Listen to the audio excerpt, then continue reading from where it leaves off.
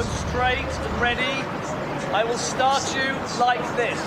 As we move to the start now of the final race of this 2017 Henley Royal Regatta. Get ready, please. Feeling a little bit sad. I'm turning the page just to see if there's anything else. About that, the last race of the 2017 Regatta. Big final though, big final. Huge final, the Britannia Challenge Cup.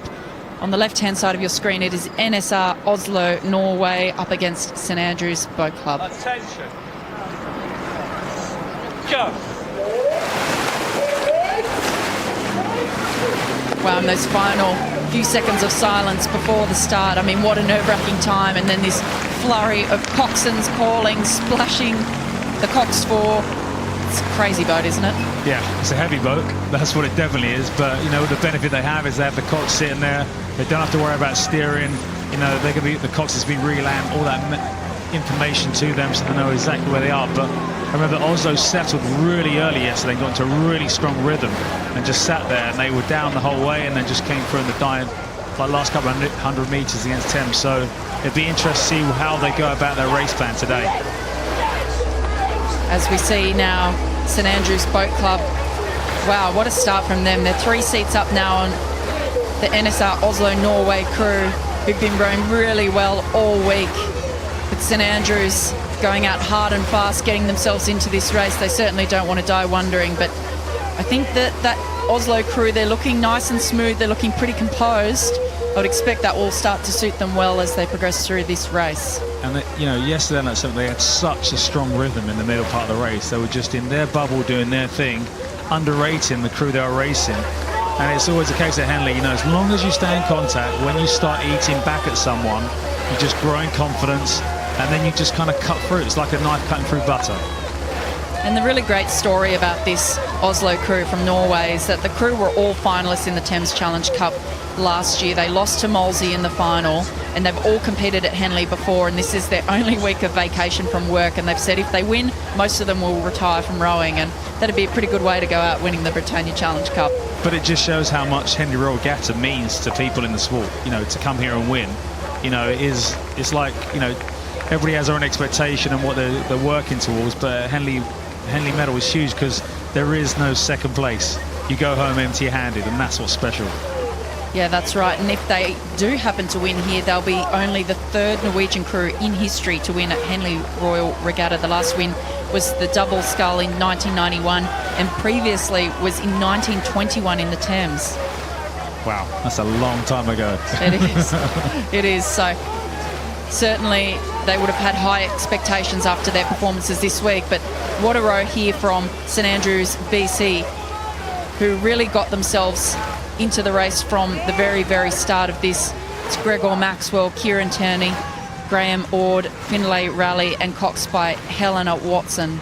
But they had a really tough race yesterday in their semi-final, winning by 3 feet. So, you know, it'd be interesting to see how much that took out their legs for today, and just see what they've got in the tank as they come into that final part of the race. And the tough thing about this race, and this regatta more importantly, is backing up day after day. I mean, these athletes that we've seen racing, they can handle one race a day. There's no doubt about that, but it's everything that comes with it, particularly at this regatta. I mean, I think that the stress of coming into a do-or-die match race is something that plays on your mind much more differently to, say, a 6-lane fleet race that we'd be used to seeing these athletes do. And it's going through that process day in, day out, doing your pre-row, coming down here, warming up, navigating the booms and all the pleasure craft out on the water on the way to the start, going through that pre-race ritual. It's that wears you down over 5 days. Yeah, especially with the kind of mental energy that you have to put into that. The physical will be the same, but the mental side of it, kind of computing all that, relaying all that information, you know, and the 5-day thing, you know, that really takes its toll. You know, you want to make it through to the next round. If you don't, you're going home. It's as simple as that. That's right. There is no second at this regatta. And they're almost level here. It looks like N.S.R. Oslo might have paced this race really well. They were sitting about a length down on St Andrew, BC in the early stage, but they stayed composed, they stayed smooth and long, and now we're seeing them draw level. I think that the way they were rowing, it was smooth, it was conservative, and perhaps that's going to really help them in this second half of the race. But it looks like a little response here from St Andrews. I mean, they're certainly not going to want to give away that lead that they worked so hard to achieve in the early stage. Yeah, and the most important thing now, if you're St Andrews, you know, you kind of got that little lead, they've come back on you, but staying composed, having composure, just doing your thing, believing in the guys around you and your crew, as well as the kind of race plan that you set out before you went out in the water. But Oslo, this is exactly what they did yesterday. They kind of just sat there and just started inching back every single stroke on Thames, and then came really strongly through in the last section of the race. I mean, this is sort of the dream profile, isn't it? They've just sat comfortably a length down, and now they're drawing level with St Andrews. St Andrews rating just a little higher. Looks like they're really working to keep on to that lead that they worked so hard for. But I mean, this is a bit of a masterclass here in terms of race profiling and how you want to execute now. Norway, cool as anything, just moving up to a few foot lead over St Andrews Boat Club in the final race of the day, the Britannia Challenge Cup. But this is the sort of races you want in final, especially the last race of the day. You know, there's not much in it between the two crews, you know, and it comes down to who wants it most at this point. You know, their bodies would be screaming at this point, but staying composed, going through the motions, you know, and executing the race plan they set out. And it's such a tough boat, the Cox 4, isn't it? I mean, you're carrying an extra 50 kilos of weight with only 4 rowers.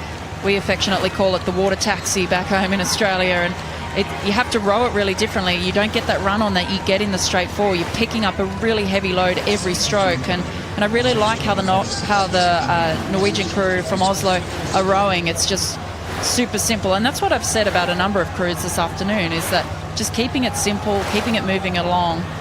It's certainly the way to do it. Not to overcomplicate it. That's, you know, simple rowing, you know, and also what you mentioned about being a slow-moving boat. You know, it's just being patient with it, not trying to move too quickly. When you place a blade, it's going to be slow, it's going to be heavy, but just moving in unison with each other.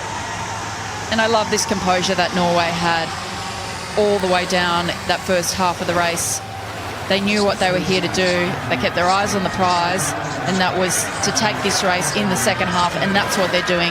They're now a length up on St Andrews Boat Club, who have raced really well. They put themselves into it. They would have known that it was a tough ask to take this Norwegian crew. They lost in the final last year to Molsey, but it looks like they're going to reverse that and probably all retire as soon as they cross the line here.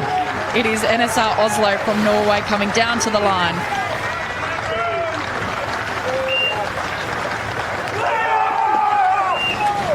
And just absolute jubilation and excitement from N.S.R. Oslo, Norway.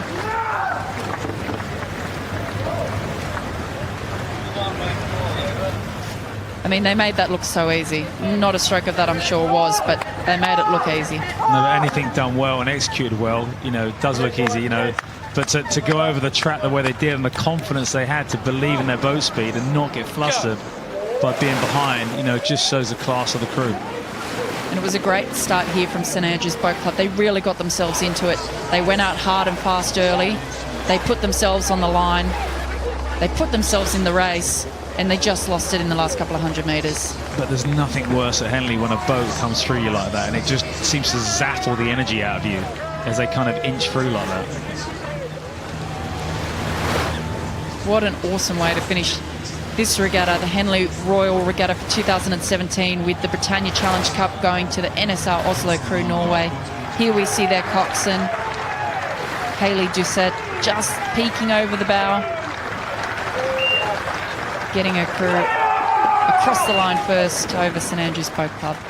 Just all those people watching the last final, just, you know, this could be you in a year's time, so start thinking about 2018 now.